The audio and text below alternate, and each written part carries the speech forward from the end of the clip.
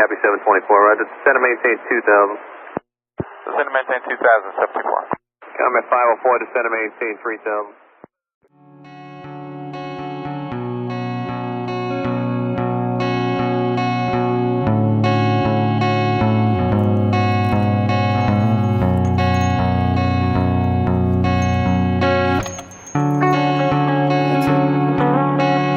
Hey, so welcome to the Exoskeletal channel.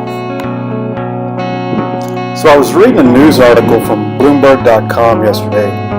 You know Michael Bloomberg, one of the richest anti-gun liberals in America. By the way, a special fuck you to communists, socialists, and any other nanny-statism you can think of. No offense to the writer of the article, Kyle Stock. I've looked into his body of work and he seems to cover things I like, such as motorcycles, cars, fishing, guns. What I want to talk about today is Kyle's article titled, "The Motorcycle Industry is Dying." I'm not entirely sure I care a tremendous amount about motorcycle industry and finance. I mainly care about riding and normally don't give a lot of thought about the voodoo magic of how they get into my garage.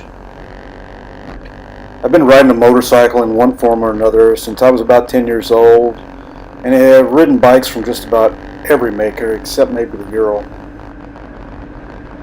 So I want to take a look at Kyle's article and see what's right, see what's missing, and give some of my opinion on the future of motorcycle production. I'll give you a rundown about this article. Kyle starts writing the article about the Honda Rebel and a Venezuelan immigrant to America who is riding for the first time.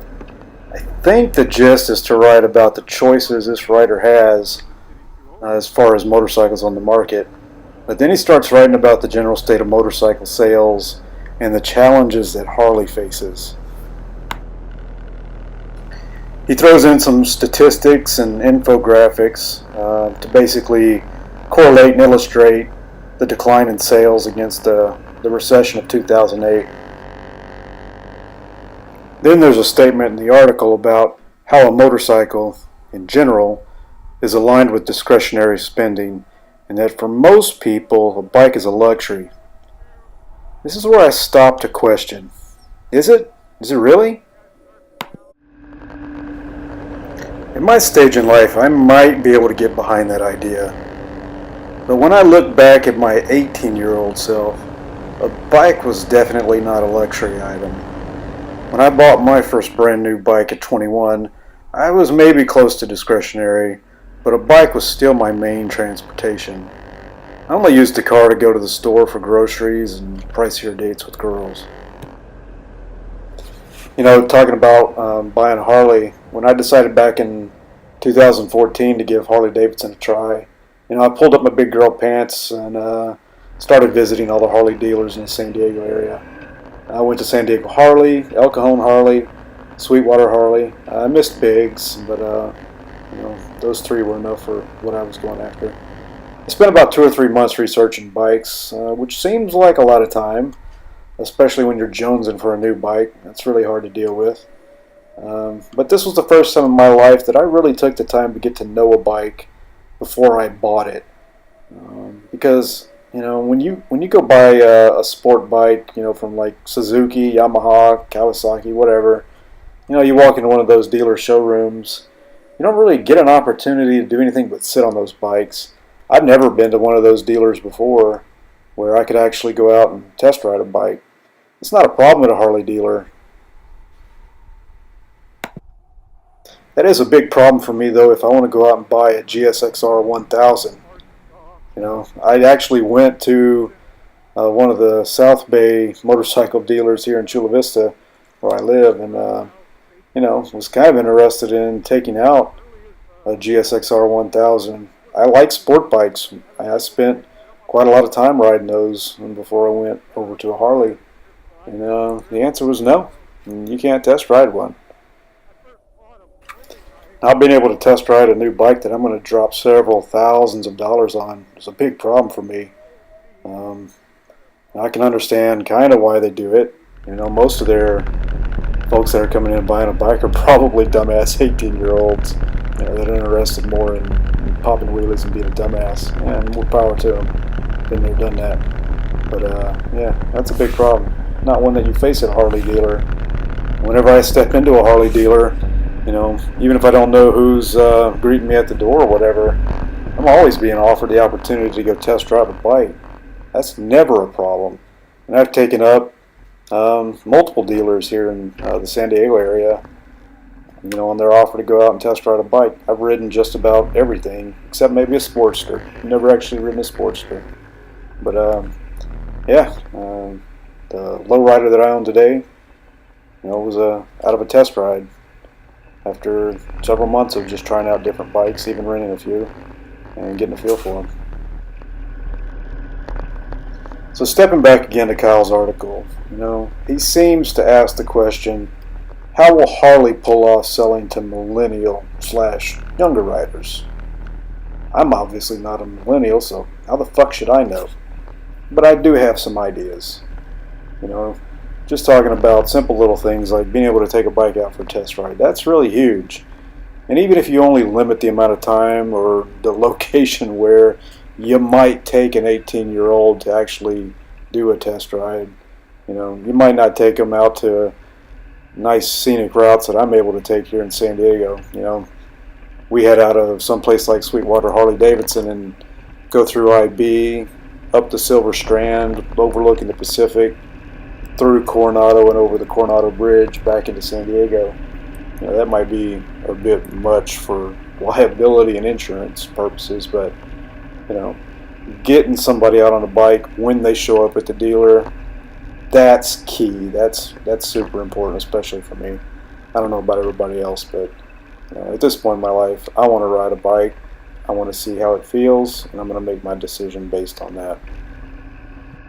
And then I'm going to try to get the lowest price that I possibly can.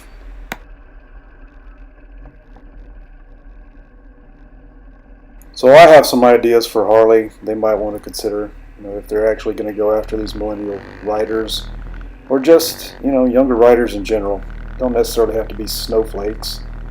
But you know, number one on my list is provide an inexpensive motorcycle that is agile, goes like hot snot, and looks good. The Street 500 and 750, they're not cutting it for me. The 750 is getting a little closer, but at the end of the day, it looks slow.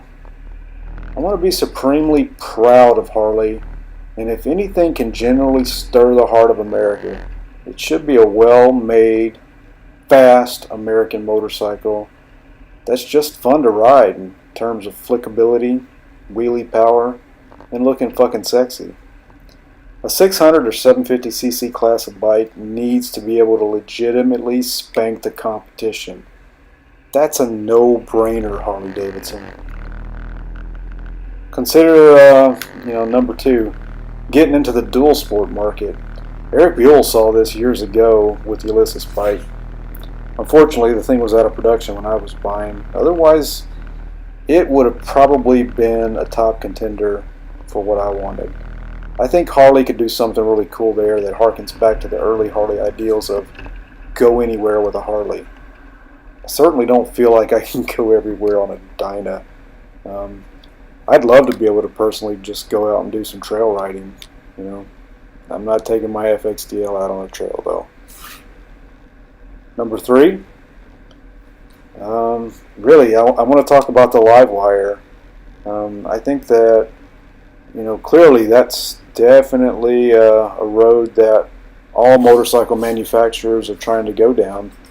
I think in order to make it really happen, though, you know, Harley needs to step in and think about helping how to reinvent the gas station. It's going to sound a little out there, but I expect that instead of taking a long time out, you know, to stop and recharge my bike after riding for a couple hours, I want to be able to pull into a service station and quickly swap out my battery, you know, from my bike or my car or whatever, and within a minute or two have a brand new battery in my bike. You know, brand new being the operative word. It doesn't have to be a brand new battery, and it wouldn't be. It would be something that would be swapped out and recharged. It would just be a commodity. You would probably end up buying a subscription to a gas station, and you know, You get battery swaps when you need them. I think if we as a society are going to go into electric bikes, electric cars, something like that's going to happen. I'm sure there's lots of other answers out there, and really I'd like to hear yours in the comments below. At the end of the day, I'm probably going to have to agree with Kyle. It may be too late to capture today's younger customers. I pray that it's not, but you know, they might be stuck facing a lifetime of neck pain from staring at cell phones all day. That just might be a cold hard fact. We as riders could be facing a decline in the number of and diversity of available bikes to us. As a Gen Xer, it looks like we are probably the best suited to grow the next generation of bikers. You know, be that our current kids today, or, you know, if you're a little bit of an older Gen Xer, you might have grandchildren coming up. You know, so I know that for myself, I got hooked at an early age riding mini bikes. It was a lot of fun. Really loved it. So I'll tell you what, be on the lookout on my channel for how to build a mini bike.